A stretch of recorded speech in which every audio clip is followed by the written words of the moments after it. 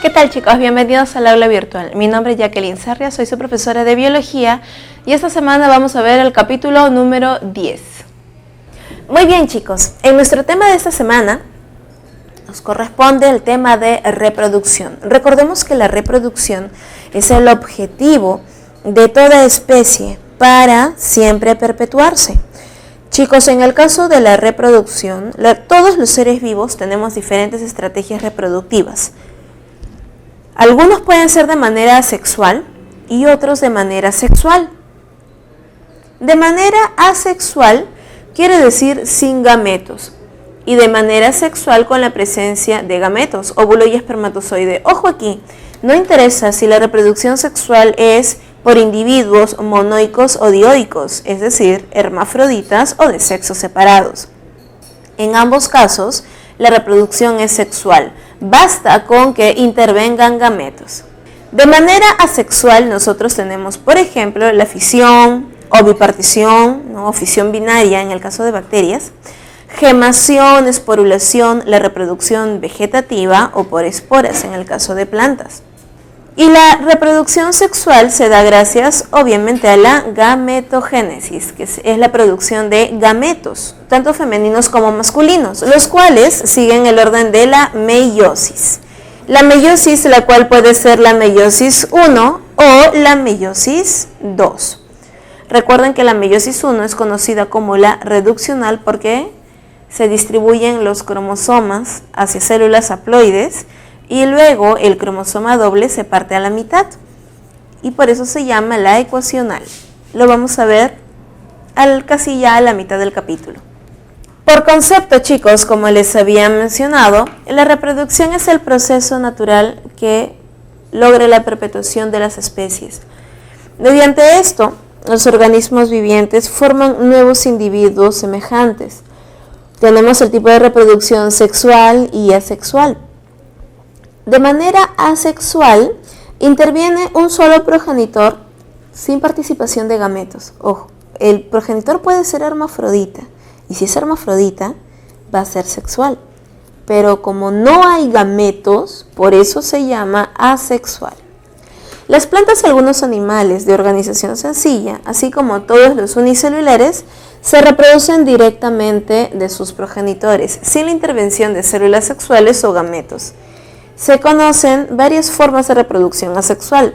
En este caso, chicos, entonces, nos damos cuenta que no hay fecundación. Esa es una característica muy importante. Al no haber gametos, no hay fecundación, pero sí hay generación de nuevos individuos. De manera sexual ocurre cuando los nuevos individuos resultan de la unión de dos células diferentes llamados gametos, es decir, fecundación. En las plantas con flores los gametos masculinos se forman en los granos de polen y los femeninos en el saco embrionario.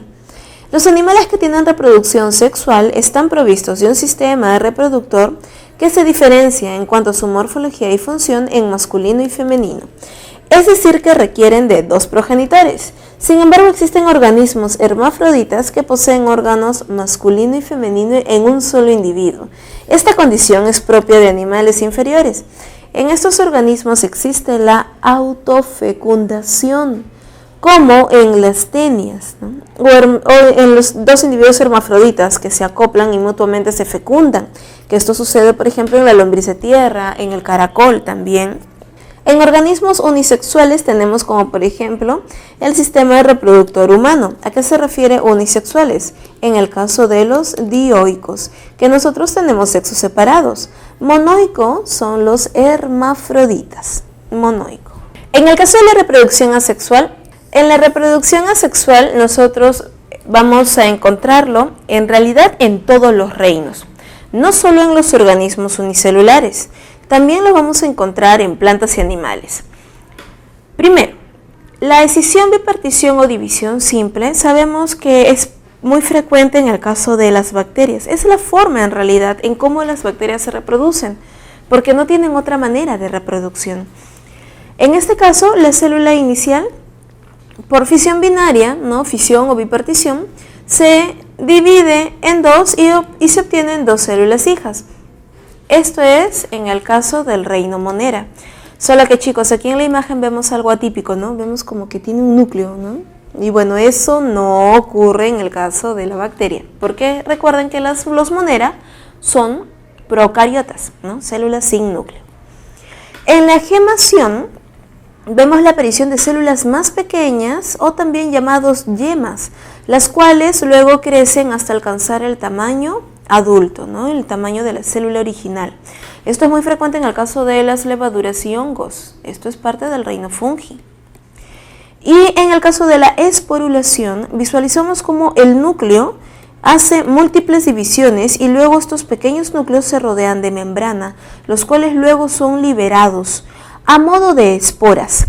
Esto es muy común en el caso de protozoarios, en el reino protista.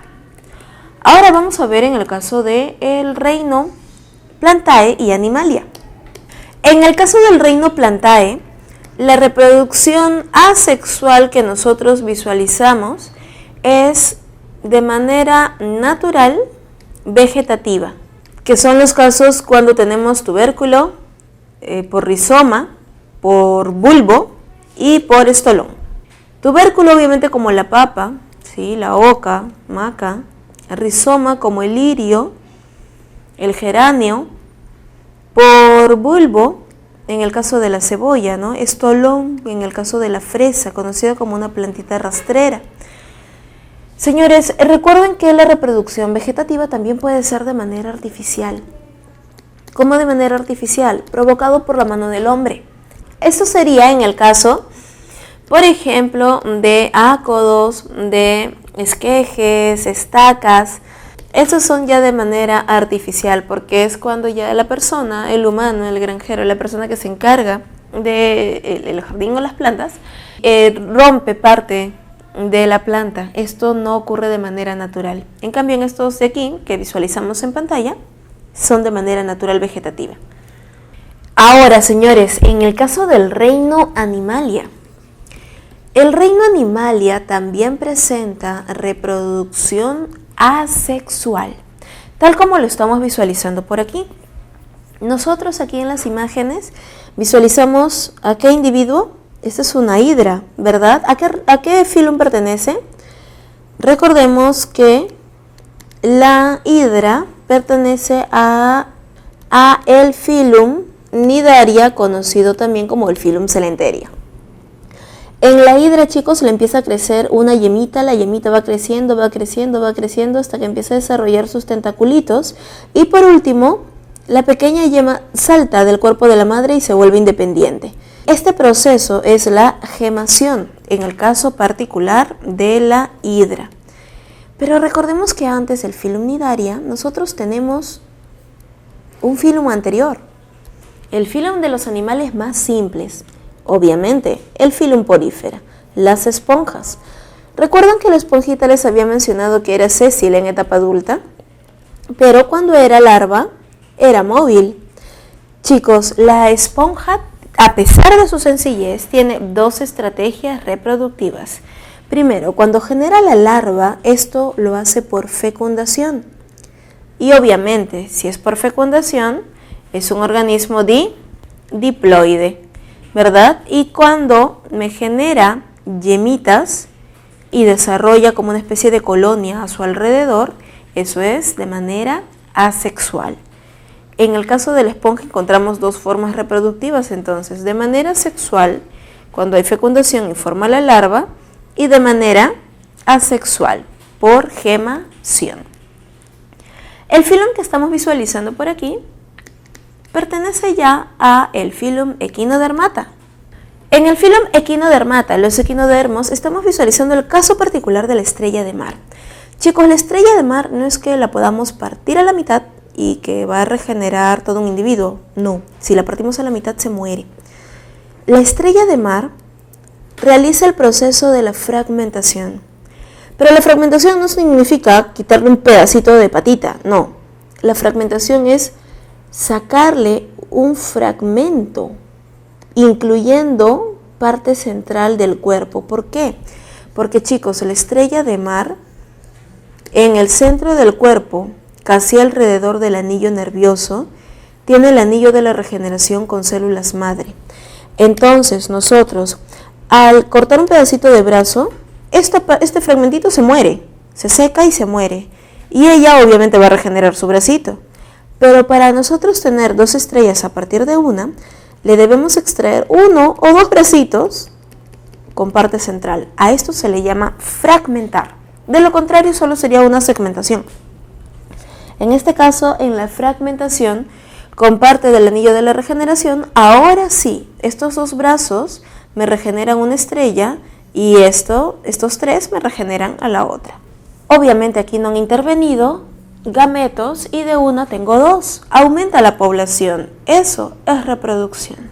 El filum que visualizamos aquí, el filum que visualizamos ahora por aquí es el filum platyhelminthe.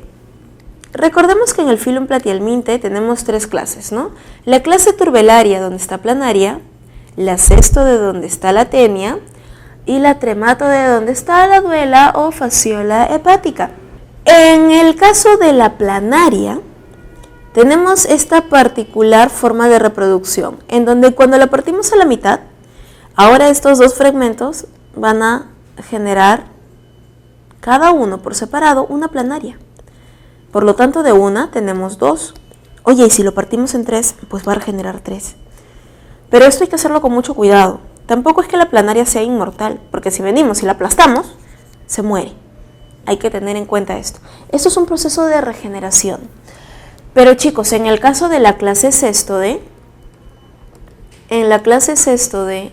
la tenia, recordemos que la tenia, conocida como la solitaria, ¿por qué creen que se le llama la solitaria, chicos?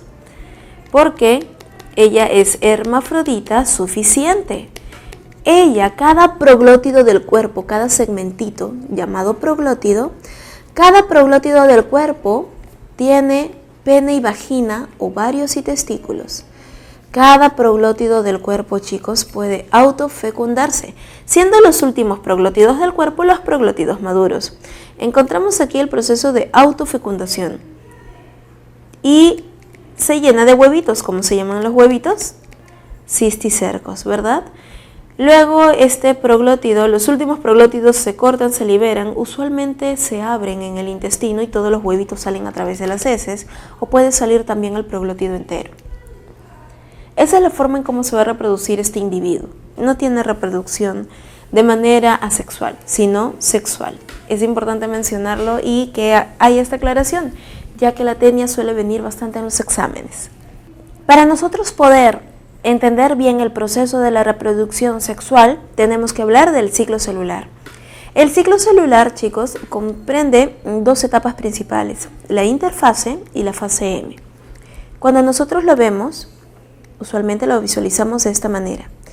La interfase es una etapa bastante larga, es la más larga en realidad, porque luego viene la fase M, que puede ser, ¿no?, mitosis o meiosis. Pero la interfase está comprendida por la fase G1, conocida también como la prereplicativa, la fase S y la fase G2. La fase G2 es conocida también como la posreplicativa. Por ende, como es lógico pensar, la fase S es donde el ADN se duplica, la fase de replicación, todo el ADN. Por tal motivo, chicos, la interfase requiere de muchísimas enzimas, muchísimas. Por tal motivo es la etapa en donde el núcleo tiene una mayor actividad. Si nosotros visualizamos a la célula con su núcleo, cuando entra a G1, visualizaríamos una molécula de ADN. Pero al culminar la fase al culminar la fase S, visualizaríamos un núcleo más grande y que tiene el doble de ADN. Y ahora con el doble de ADN entra obviamente la fase M. En la fase G2 o posreplicativa, aquí la cantidad de enzimas disminuye la actividad enzimática. ¿Por qué? Porque aquí en la fase S, obviamente las enzimas están en su punto máximo de actividad. Y aquí en la fase G1 estarían en formación. Aumentan para aquí estar al máximo de actividad y luego disminuye. Y una vez cuando la molécula ya está estable, entra a la fase M. Tal como nosotros lo podemos visualizar aquí en la imagen, la interfase consta de la fase G1, S y G2. La fase G1, la célula duplica su tamaño y aumenta cantidad de organelas, enzimas y otras moléculas. Porque en la fase S se da la duplicación del ADN, proteínas asociadas, y ahora hay dos copias, o sea, hay el doble de ADN, ¿no? Un núcleo pequeño y ahora un núcleo más grande. Y por último, en la fase G2, las estructuras necesarias para la división empiezan a montarse, los cromosomas empiezan a condensarse, pero eso lo vamos a ver realmente en la fase de mitosis. Luego, ya en mitosis, vemos que se preparan los juegos de cromosomas, estos se dividen, el citoplasma se divide por proceso de citocinesis y ahora tenemos dos células, las cuales nuevamente, si es que es necesario, se van a volver a dividir aumentando la cantidad de células. La mitosis, como tal, parte de la profase, la prometafase en este caso, la metafase, anafase, telofase y citocinesis. Aquí nos ponen a la interfase como una referencia para no olvidar que en realidad es en la interfase en donde todo el ADN es que se duplica, ¿verdad? En la fase S. Observamos aquí los centrosomas, ¿no? Los concentriolos pares, los cuales van a guiar, ¿no? Como vemos aquí, van a guiar la dirección del uso acromático. Aquí, chicos, en la profase nosotros vamos a visualizar cómo se van a ir condensando, se van a ir formando los cromosomas, se va formando el uso acromático. Recuerden que esto está formado por los microtúbulos de tubulina. Y luego ya en la prometafase, que es esta imagen de aquí, en prometafase ya visualizamos las estructuras totalmente formadas, ya no se observa núcleo, el retículo endoplasmático, liso, rugoso, el aparato de Golgi, todas las membranas se desestabilizan, todo se desarma como si fueran piezas de Lego, igualito, todo se desarma en el interior de la célula y queda en un medio prácticamente líquido. Se da paso a la organización de los cromosomas y el uso acromático. En metafase los cromosomas se alinean en la placa ecuatorial, ¿sí? Que no es una sola, ¿no? En realidad son varias porque es una célula en 3D. ¿Sí? Recuerden eso, aquí nosotros lo estamos viendo en 2D, lo vemos plano, pero en realidad la placa ecuatorial es toda la estructura. Vemos el centrosoma, ¿no? El polo del uso acromático, en ambos casos, hacia los polos. Y luego ya en anafase, desde aquí, desde la parte central del cromosoma, el centrosoma pegado hacia el cinetocoro, observamos cómo los cromosomas van siendo jalados. Recuerden que la dirección es hacia los extremos, de esta forma, hacia los extremos. Y es que desde la zona del cinetocoro se va despolimerizando la tubulina. Por tal motivo, el cromosoma es jalado hacia los polos. Y por último ya, en la telofase, los cromosomas empiezan ya a descondensarse, se empieza a formar el núcleo, formación de nucleolos, se empiezan a reorganizar las estructuras, las endomembranas, los ribosomas. Oigan, ¿y qué sucedió con mitocondrias? En este caso, chicos, las mitocondrias que se encontraban al inicio en la célula, las mitocondrias hacen mitosis junto con la célula. Por eso se llaman, ¿no?, semiautónomas. Cosa que al final las mitocondrias se reparten, al momento de la citocinesis, se reparten las mitocondrias de manera equitativa o lo más equitativa posible. Recuerden de que puede haber, ¿no?, una repartición de, por ejemplo, si habían 3 y cuando se duplican hay 6, pueden dividirse en 4 y 2 o de 3 en 3. Y ese es el proceso de la citocinesis, chicos. Entonces, al final, vamos a obtener 2 células hijas idénticas a la madre original. Esto, señores, en conjunto se conoce como la mitosis. Este proceso, recordemos que se realiza en el cuerpo de las personas, ¿sí?, en todos los tejidos, excepto a nivel de gónadas. En las gónadas ocurre meiosis y solo en gónadas. En todo el resto de nuestro cuerpo ocurre mitosis. La mitosis se conoce también que ocurre en las células somáticas. Células somáticas son las células del cuerpo, mientras que la meiosis ocurre en las células germinales o germinativas. Germinales. Esto es en el caso de las gónadas. En la célula vegetal, como nosotros sabemos, aparte de la membrana interna, visualizamos la pared celular. Aquí se encuentra la membrana y en azulito vemos la pared. Cuando ocurre la mitosis en una célula vegetal, no es que ocurra un estrangulamiento de afuera hacia adentro como es en el caso de la célula animal. En el caso de la célula vegetal, se empieza a formar la pared celular de adentro hacia afuera. Se forma esta estructura, ¿no?, como una especie de fragmoplasto o una placa celular. Y luego la pared celular termina separando a las dos células. Este proceso es la citocinesis en el caso de la célula vegetal. En la meiosis, que como ya sabemos ocurre en células germinales, ¿sí?, en la parte de las gónadas, en meiosis debemos de recordar que el proceso siempre inicia con una célula diploide. Luego obtenemos dos células haploides, pero ojo, de cromosoma doble.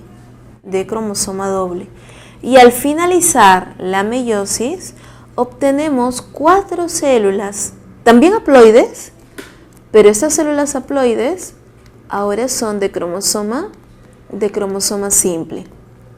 Cuando entra la meiosis, recuerden que previamente ocurrió la interfase.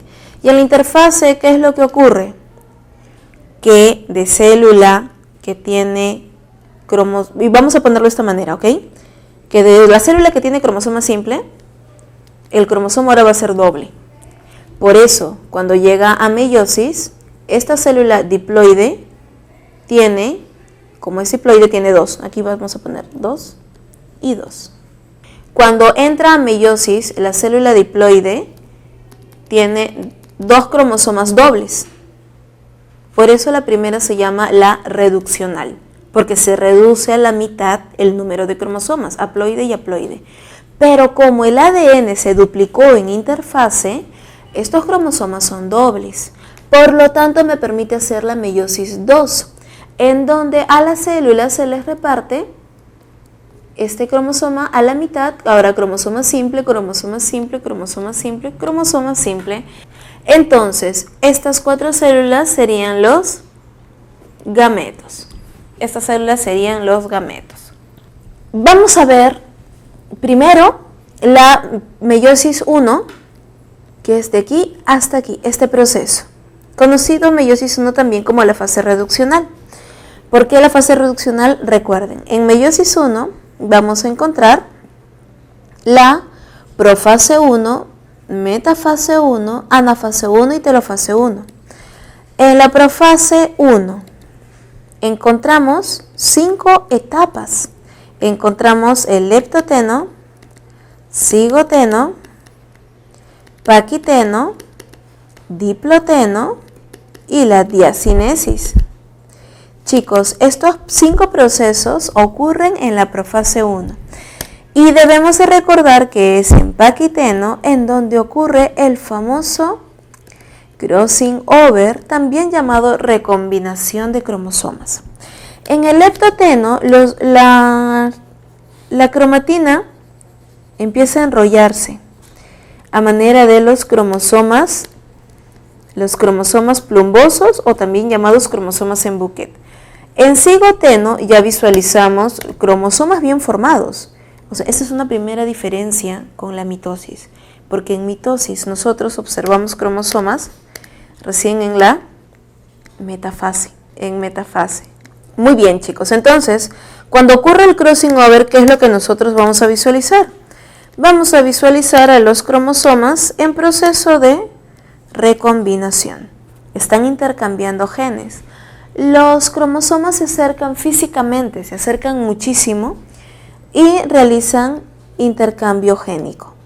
De esta manera, nosotros al finalizar vamos a obtener esto, cromosomas recombinados. Los quiasmas que se observan, ¿sí? Quiasma se conoce la estructura en donde ha ocurrido la recombinación. Se visualizan también las tétradas. Tétrada se llama 4, ¿por qué? Porque hay 4 cromátides. Recuerden que los cromosomas dobles están de esta manera. Hay 1, 2, 3 y 4 tétradas.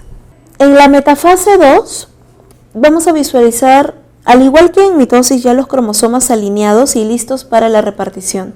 Pero recuerden que aquí la repartición es de cromosoma doble. Todo el cromosoma doble migra. Los cromosomas, estos de aquí, en otras palabras, se reparten. Este juego de cromosomas hacia una y el otro juego de cromosomas hacia la otra. Por eso es que al final, en la anafase, vemos aquí cromosomas dobles migrando. Aquí también. Y en telofase, los cromosomas que visualizamos son dobles y están ya recombinados. Para luego pasar a la anafase, a la meiosis 2, en donde estos cromosomas dobles se van a partir ahora a la mitad. Y lo veríamos de esta manera, ¿no? La meiosis 2, vemos aquí los cromosomas dobles, y que ahora estos cromosomas dobles, miren qué ocurre con las cromátides. Ahora las cromátides se separan y se vuelven a repartir. Aquí, esta célula era haploide. Recordemos que empieza con 4 cromosomas.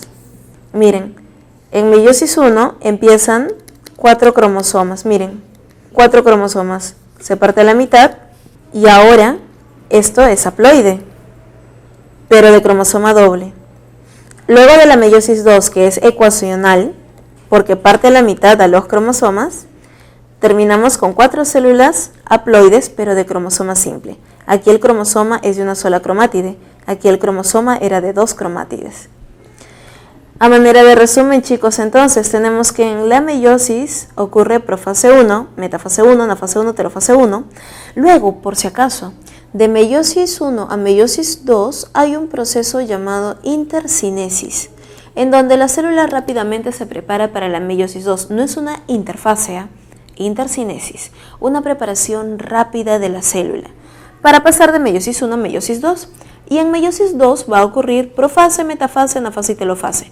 Si nos damos cuenta, chicos, y analizamos un poquito más relajados, la meiosis 2 es como una mitosis, ¿no? Bastante similar. Aquí vemos la comparación entre la mitosis y la meiosis. En la mitosis, recordemos que inician, miren, la cantidad de cromosomas, se duplican, ¿verdad? Esto es interfase. Luego, al duplicarse, estos se parten a la mitad y se reparten. Y miren, estas células son idénticas a la inicial. Son idénticas a la inicial. Por tal motivo, la mitosis es para la regeneración de tejidos. En cambio, en la meiosis, miren la célula que inicia y miren las que terminan. Miren. Ahora, esta célula pasa por la interfase, duplica cromosomas, miren por favor, duplican cromosomas. Estos cromosomas duplicados se reparten, miren, cromosoma doble. Y luego estos cromosomas dobles se vuelven a partir a la mitad. Y listo. Y obtenemos células haploides de cromosoma simple, porque luego de meiosis 1 se obtienen células haploides pero de cromosoma doble. Para la reproducción sexual, chicos, recordemos que ocurre la formación de gametos. En el caso de los animales se producen espermatozoides y ovocitos, óvulos, ¿no? De manera general. En la espermatogénesis nosotros vamos a partir de las células germinales diploides. La espermatogonia, recuerden que va a realizar la mitosis para la producción de más espermatocitos. Aquí tenemos a los espermatocitos. Recuerden, chicos, que este tejido germinal siempre está produciendo células. Y luego esta célula que ha hecho mitosis, luego esta entra a meiosis. ¿Sí? Va a entrar luego a meiosis. El espermatocito, o el ovocito, ¿no? En este caso, va a realizar la primera división meiótica. Como vemos aquí, cromosoma doble, ¿no? Ha ocurrido meiosis 1, ya están recombinados. Y ahora al ocurrir la meiosis 2, estas células, ahora haploides, también haploides, ¿verdad? Igual que estas, tienen cromosoma simple. ¿Y por qué debe ocurrir esto, chicos? ¿Por qué debe ser haploide? Porque esta célula, este espermatozoide, miren con el óvulo. Con este óvulo se van a fecundar. ¿Y qué voy a obtener? Una célula diploide. Ahora va a ser diploide, con los 4 cromosomas internamente. Y esto me va a ir formando al embrión. En el caso particular de la producción de gametos femeninos, en la formación de gametos femeninos, en la formación del óvulo se produce un solo ovocito o un solo óvulo, porque degenera en los corpúsculos polares, al final queda solamente un óvulo. En el cuerpo de la mujer ocurre un proceso de selección. En el caso particular de las plantas, chicos, las plantas realizan el proceso de meiosis. También a nivel de las flores. Recordemos que las flores son como las gónadas, ¿no? Son como los genitales de la planta. Todo en el caso de la formación de gametos masculinos, para los granos de polen, nosotros visualizamos aquí al microsporocito.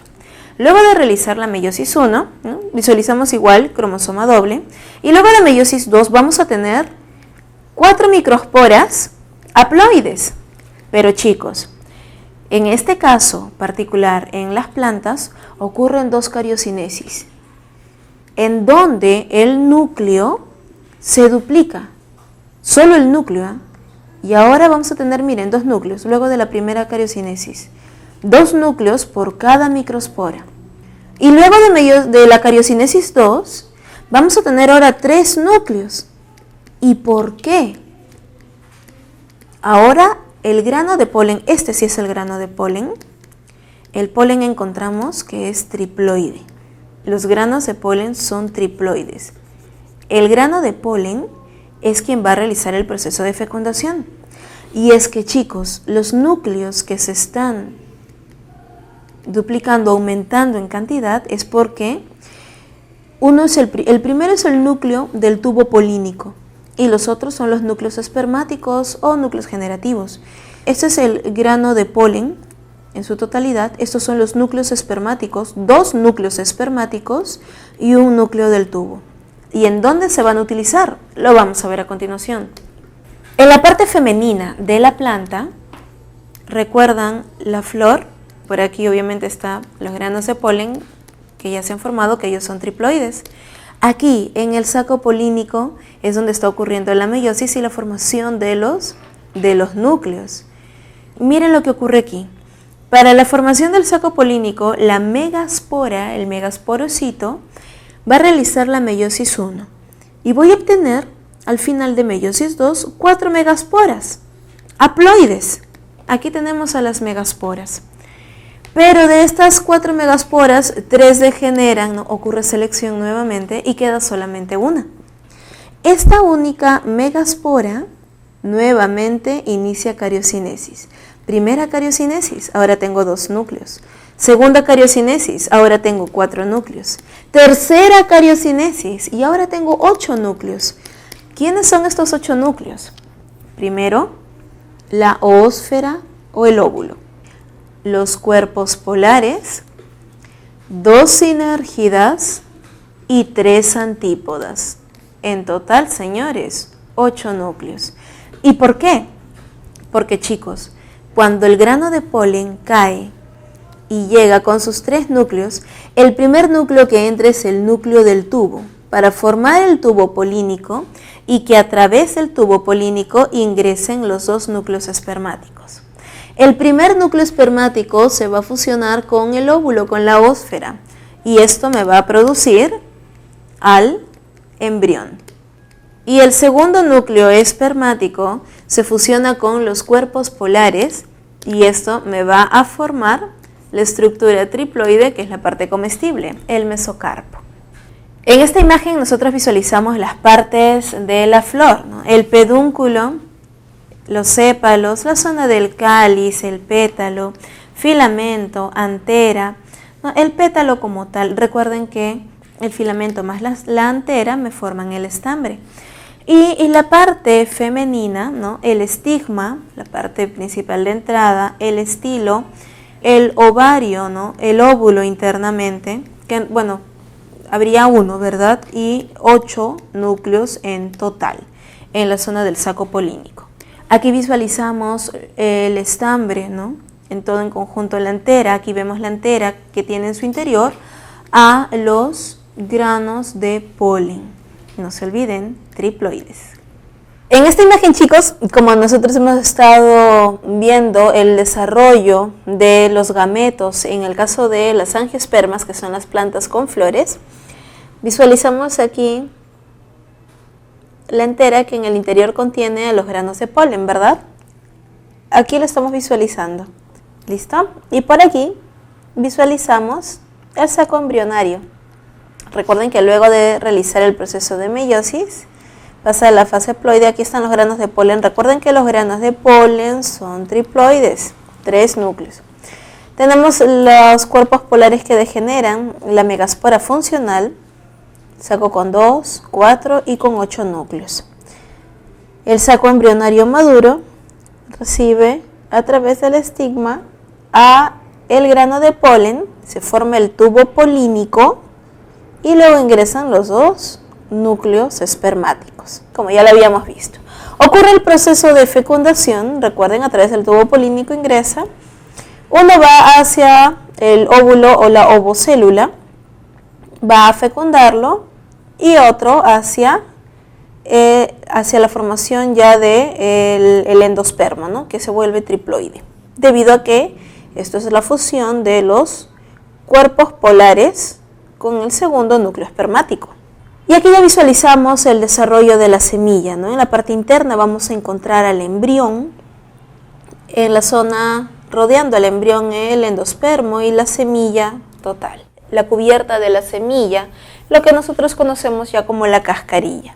Luego la semilla germina y me forma al esporofito, hasta luego desarrollar al individuo adulto que va a generar su fase reproductiva sexual. Muy bien, chicos, aquí en el fruto estamos viendo las partes del fruto, la semilla en la parte interna, el endocarpo, la parte comestible que es el mesocarpo. El exocarpo es conocido como la piel, ¿no? Exo hacia afuera. En los seres humanos vamos a encontrar que nosotros tenemos un aparato reproductor bastante complejo y de manera general en todos los animales, ¿verdad? En los animales vertebrados, que somos obviamente los más desarrollados, encontramos ya un sistema reproductor muy bien diferenciado. En el caso particular del ser humano, en el caso del varón, encontramos nosotros que la producción de gametos ocurre a nivel del testículo, en gónadas, a nivel del testículo. En testículos se forman los espermatozoides, los cuales salen a través de los túbulos hacia el epidídimo. El epidídimo es este saquito que está aquí en la parte superior del testículo. En el epidídimo, señores, ocurre la maduración de los espermatozoides. Aquí es donde los espermatozoides adquieren la capacidad del movimiento, maduran. Si te viniera, por ejemplo, en el examen alguna pregunta de una pareja se va a hacer fecundación in vitro y extraen un espermatozoide de testículo, del testículo el espermatozoide es inmóvil.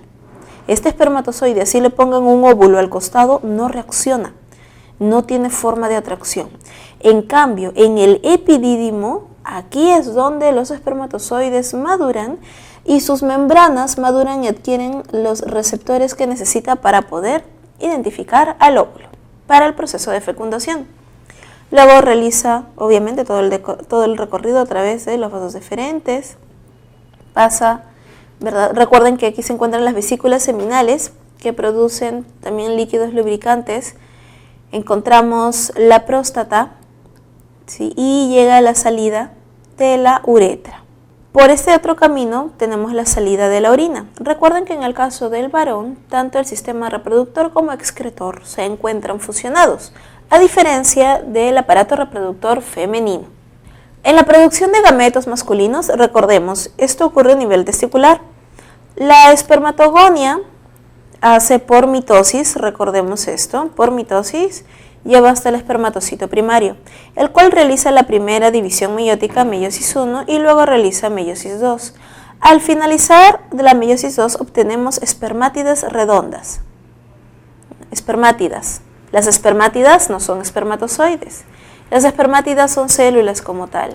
Y luego de espermátida a espermatozoide hay un proceso adicional de maduración. Aquí se llama espermiogénesis. Este proceso es la espermiogénesis, es diferente a la espermatogénesis. Y al final obtenemos, ahora sí, espermatozoides a nivel testicular, ya con colita, los cuales van a migrar hacia el epidídimo para la maduración. Recordemos que a nivel del órgano copulador masculino tenemos músculos muy particulares, los cuales se llenan de sangre para el momento de la erección.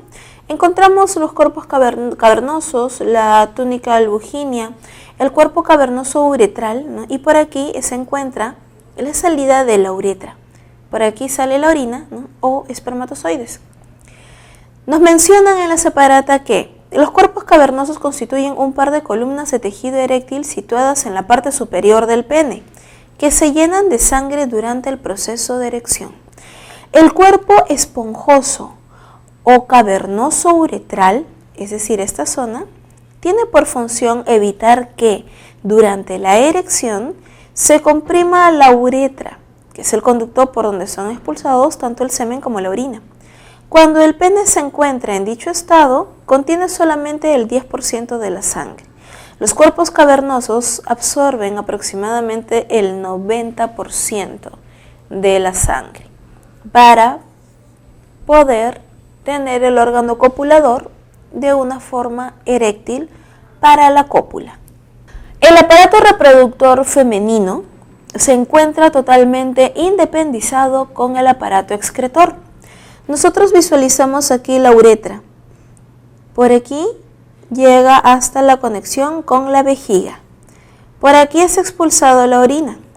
El aparato reproductor femenino está ubicado en un conducto separado. Por aquí encontramos la entrada de la vagina, cuello uterino y el útero como tal, la matriz en donde se desarrollan los descendientes. Como visualizamos en el caso de las mujeres, los dos sistemas van por separado. Por aquí visualizamos la trompa de falopio y el ovario. Recuerden que los ovarios son las gónadas, ¿no? Un par de ovarios en el caso de la mujer, un par de testículos en el caso del varón. Y en el ovario se da la producción de los óvulos, un óvulo cada 28 días. En el proceso de la ovogénesis encontramos la ovogonia, la cual produce ovocitos primarios, y este va a realizar la meiosis, meiosis 1 y luego meiosis 2. Recordemos que del cuerpo polar al final van a degenerar, quedando solamente un óvulo. El óvulo como tal, cuando madura, se encuentra rodeado por células y estructuras que dificultan la penetración del espermatozoide, tal como nosotros lo podemos visualizar en esta zona. El folículo maduro, Recuerden que el folículo inicia así, muy pequeñito, luego va madurando, hasta que se forma ya como tal el folículo de Graf. Al momento de la ovulación, cuando sale, esto es provocado por la hormona luteinizante, recuerden que el desarrollo del folículo con el óvulo en su interior es gracias a la folículo estimulante, la FSH. La ovulación es gracias a la hormona luteinizante, ya que una vez que el folículo expulsa al ovocito, al óvulo, el folículo ahora degenera en cuerpo lúteo. Esto es gracias a la hormona luteinizante. El cuerpo lúteo, recuerden que lo que va a producir ahora son también hormonas. Esa es la función del cuerpo lúteo. El cuerpo lúteo, señores, entonces nos va a producir como hormonas a la progesterona y algunos estrógenos. Esto es parte, recuerden, del periodo menstrual. Por si acaso, jóvenes, los varones también tienen un periodo espermático. Dura aproximadamente 41 días en el caso de ellos, solo que en ellos, como la producción de espermatozoides es en masa y constante, tienen ciclos que empiezan cada día, motivo por el cual en el caso de los varones las hormonas son constantes. En el caso de la mujer producimos solamente un óvulo cada 28 días, por eso es que tenemos picos hormonales y variantes en nuestro comportamiento. Encontramos aquí una imagen, ¿no?, de la parte interna, tanto de la vagina, la parte externa, formada por labios menores, los labios mayores. En esta parte superior encontraríamos en la parte externa el monte de Venus. Recordemos que por aquí es la salida del neonato. Encontramos el cuello uterino, el cuerpo del útero, trompa, cefalopio, hasta el ovario. En ambos casos. Recuerden que es natural que un ovario sea ligeramente más pequeño que el otro o que esté uno más abajo que el otro ligeramente. Ustedes en su separata, chicos, tienen la imagen del ciclo menstrual. Como sabemos, el ciclo menstrual inicia en el día 1 y culmina en el día de 28. Esto es un poquito variante, puede ser 28, 29 o 30 días, dependiendo del sistema de la mujer. El día número 1 de la menstruación es el primer día en que cae la primera gota de sangre. La menstruación, este es el endometrio, esta es la fase folicular. Aquí es donde se está formando la sangre y obviamente está cayendo. Todo el endometrio debe de caer, toda la sangre. Ocurre el periodo menstrual. El periodo menstrual, normalmente el periodo menstrual demora entre 4, 5 o tal vez hasta 6 días. Pero que dure 7, 8, 9 días, en realidad eso ya es atípico. Esto suele suceder en en mujeres que se encuentran anémicas, no tienen un buen sostenimiento del endometrio, motivo por el cual se van desangrando. Luego, el endometrio se empieza a formar, nuevamente se empieza a formar, empieza a engrosarse, preparándose para una posible fecundación. En el día 14, es el día en donde el óvulo sale. Visualicemos por aquí. ¿Qué es lo que ocurre aquí, chicos? Miren en el ovario. En el ovario, cuando estamos menstruando, cuando está cayendo la sangre, el folículo está pequeñito. Va desarrollando hasta el día número 14. En el día 14 sale el óvulo y obviamente se forma el cuerpo lúteo. El cuerpo lúteo que me produce progesterona. Por eso por aquí vemos a la progesterona elevada. El cuerpo lúteo, al final se da la degeneración del cuerpo lúteo y ahí nuevamente empezamos con un nuevo folículo a desarrollar. Recuerden, en el día 28 hasta ahí llega la degeneración del cuerpo lúteo. El óvulo va a continuar avanzando y en el día 28 ya es un óvulo envejecido, el cual va a caer junto con el endometrio. Con respecto a la temperatura corporal, la temperatura usualmente en nuestro cuerpo es de aproximadamente 36 grados. Pero al momento de la ovulación, la temperatura corporal en la mujer llega a 37. ¿Por qué? Preparándose para una posible fecundación, para que la temperatura corporal albergue perfectamente a el embrión. Las hormonas que se producen a lo largo de todo el periodo menstrual, como ya les había mencionado, la progesterona luego de la ovulación, pero al momento de la ovulación, quien llega a su punto máximo es la hormona luteinizante. Ella es la que llega a su punto máximo, ya que ella es quien genera este proceso de ovulación para que el folículo degenere en cuerpo lúteo.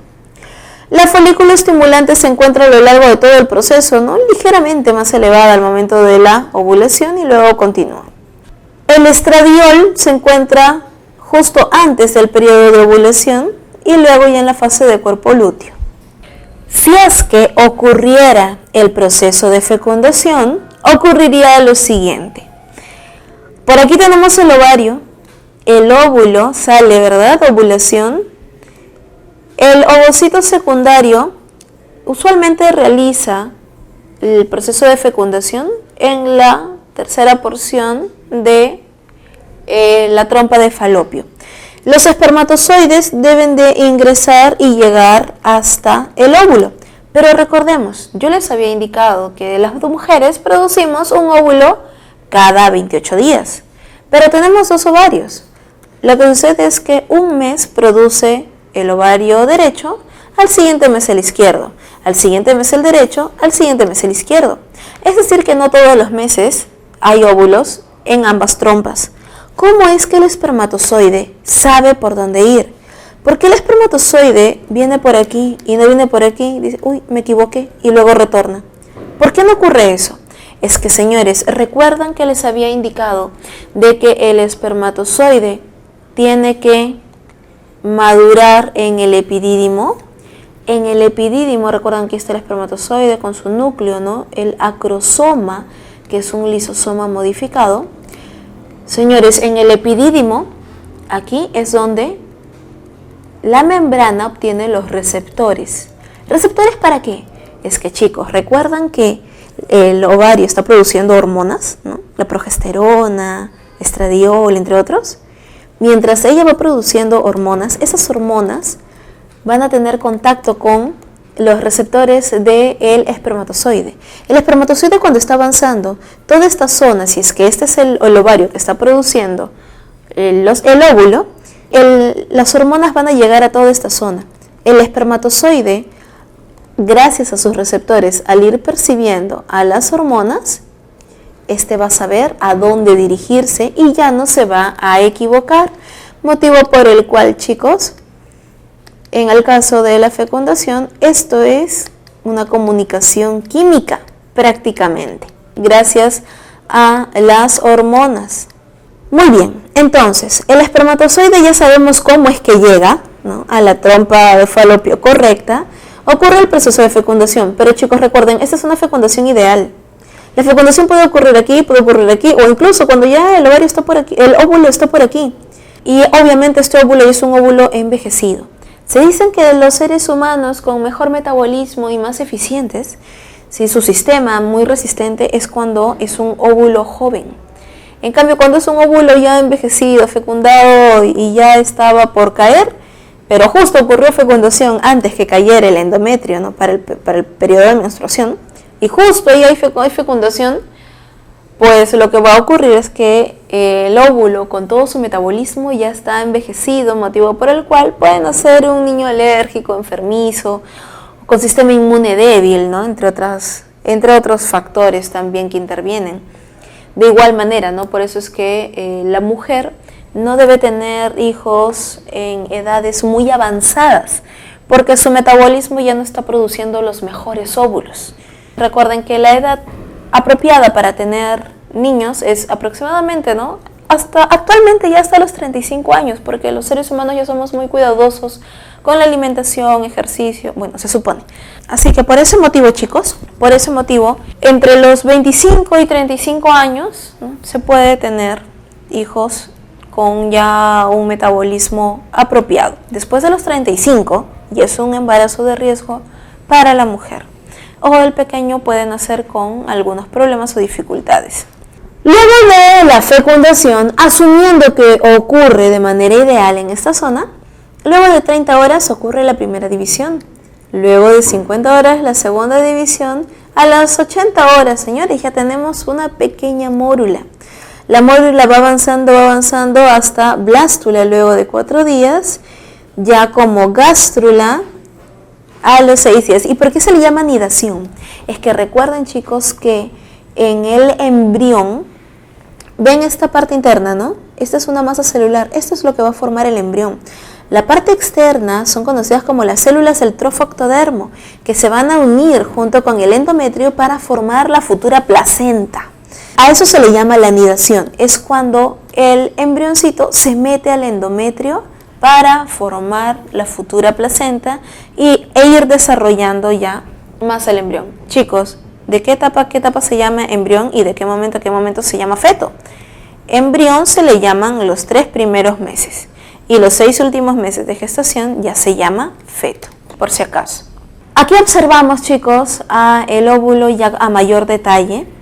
Observamos aquí al óvulo, vemos el óvulo por aquí, ¿sí? Vemos la corona radiada o corona radiata, que es como una especie de cúmulo de células más pequeñas, las cuales dificultan el ingreso de los espermatozoides. Aquí estamos viendo al espermatozoide, ¿no? Intentando entrar intentando fecundar, intentando penetrar. Recuerden que ese proceso lo logran gracias al acrosoma, ¿no? Las enzimas que tiene el espermatozoide en la zona de la cabeza. Luego de realizar el ingreso, recuerden que se reconstruye nuevamente la zona pelúcida y se da la inactivación de los receptores de espermatozoides, o sea, quiere decir que esto se bloquea por completo. Ya no permite el ingreso de ningún otro espermatozoide, a menos que ingresen 2 o 3 a la vez. Luego ya vemos la primera fase del proceso de la formación ya del cigoto, los pronúcleos, la formación del pronúcleo femenino, el pronúcleo masculino. Recuerden que ¿a qué se le llama esto? Los pronúcleos son los que posteriormente se van a fusionar y van a empezar el proceso de las divisiones, ¿no? División de 2, luego de 4, 8, 16, 32, es exponencial, hasta llegar a desarrollar toda la mórula, blástula y gástrula. Por último, aquí visualizamos el desarrollo embrionario en el caso de los vertebrados, anfibios, reptiles y mamíferos. En el caso de los anfibios, recordemos que todo parte de huevitos, ¿no? La mórula se forma de esta manera, miren, visualícenlo. Y luego ya se forma la blástula, miren. Y la gástrula, aquí está la parte interna. Y esto a futuro será el embrión. En cambio, en los reptiles, que es un huevito con cáscara, la mórula se forma así en un puntito, va desarrollando y desarrolla el individuo encima, ¿no? Esto es como si fuera la yema. ¿Sí? La yema y encimita desarrolla el embrión y el embrioncito se va alimentando de la yemita. En cambio en mamíferos, miren, se parece bastante al caso de anfibios, ¿no? ¿A qué se debe esto, chicos? Recuerden que 9 meses de nuestra vida hemos sido organismos acuáticos, igual que los anfibios. Por tal motivo, en el caso de los mamíferos, ocurre la formación de la mórula y se realiza de esta forma. Muchas celulitas. La blástula, muy similar, igual que la gástrula, ¿no? Esto desarrolla hasta un embrioncito y estas células son las células externas son las que tienen contacto con el endometrio.